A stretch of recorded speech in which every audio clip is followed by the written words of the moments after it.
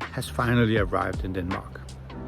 It's a little bit cold still, but you can go outside with a jacket. So I really want to start this video by going outside. For the past year or so, we have been working from home here in Denmark, and it hasn't always been fun. I miss talking to people, having coffee, having kind of over-the-table discussion about issues.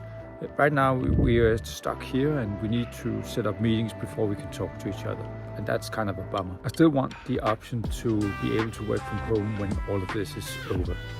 So I thought it could be interesting to show you my office space, how it's set up and how I use it. A little bit of context before I show you my office.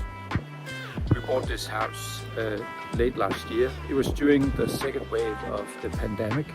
So we kind of knew what we wanted in the house, what requirements we had to the office spaces. We are two people that needs to be able to work from home. So we needed 2 rooms where we could work from without being disturbed or disturb the other. So we looked around, found this house, and it fitted all the criteria for us working at home. Let's go inside and let me show you my office.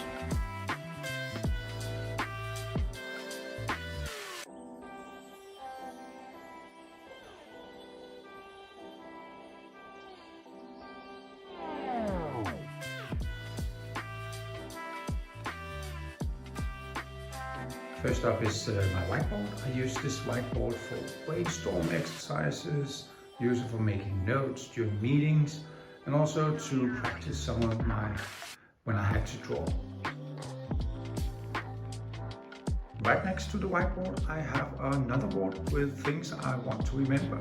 Right now I have a post here on powerful questions, another one about catalyst conversation, and the most recent one is about making sure that we are working on the right things right now. So this is, why is this a problem worth solving, and why are we the right ones to solve it? That should help me identify what is important to work on right now. My computer screen is really big. It can actually fit 2 side-by-side documents or programs. So whenever I facilitate, I can on this side have all the participants and the other side what it is that I'm showing you. We are currently using Miro at work. So Miro on this side and the audience and the people on the other side. That way I can have a great overview of what is happening. I have 2 different options for sound. One is this headset and the other one is the turtle. I use the headset when I'm participating in meetings where I really need to listen in. The drawback is that this is really heavy. So it is nice to have a second option for the meetings where I just participate in listening in. I don't need to play an active role. So then I use this turtle. It's really nice. I really like to have options. So I also have 2 chairs. The black one here is the one I really prefer. It has a really tall back.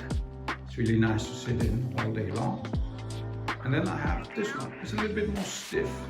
So I really need to sit up straight to be able to sit in it, but it really helps on my back. I really need to have an active muscle here. So it's really nice to be able to shift during the day between one and the other. My table don't have the option of changing the height, so I came up with a little hack. So this is a tray table from IKEA that I just place my keyboard on, and then I can stand, work with work, and then look at the screen at the same time. It's really nice to have this option as well. So a little hack. So really close to my workstation I have this little basket with a lot of knickknacks, pens, sticky notes, pieces of paper, perhaps some tape. It's just nice to have something really close. So in between my 2 green plants here, I have a speaker. I really like to have some music during the day, in between meetings, when I need to focus. I put on some really nice music just to have that as background noise. I also have my microphone arm and my ring lights for when I do some videos. I use the lights for when I draw on my table. This is my drawing tablet from Rocker. I use it when I do some digital painting. I'm not that good yet, but I'm practicing. One of the benefits of having a big office is also having the opportunity to have a small reading nook.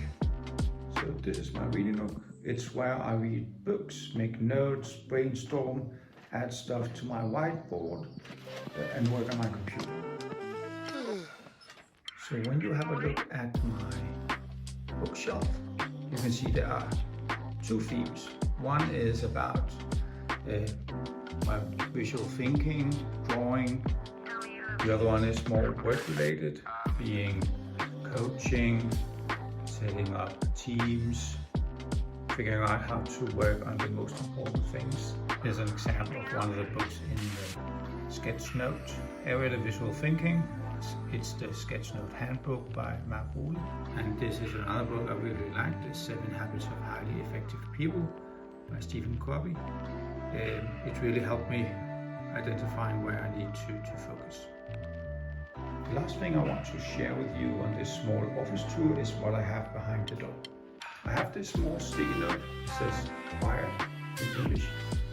I use it when I'm in an important meeting and don't want to be disturbed, so I put it on the other side of the door so people will know do not interrupt me. Thank you for being with me on this small tour through my workspace here at home. Things I try to do every day when I'm working from home is, first of all, try to stand up as much as possible. I always try to drink a lot of water. I have a flask with me, so I know that how much water I'm consuming during the workday. I try to drink at least 2 bottles. Then I also try to get my body moving during the day. If it's doing CrossFit or if it's just going for a walk, it doesn't matter. Just get out of the house, try to get the body moving. Another thing is also try to get as social as possible. So try to rally your team and have some coffee meetings, meet up virtually. Even though you are not in the same room, it always makes it a little bit better if you talk to each other about non-work related stuff. And lastly, my top tip perhaps is that you could try to be creative. During my morning routine, the last thing I do before I log onto my computer is to spend 10 to 15 minutes on being creative. I found a resource called Draw in 4.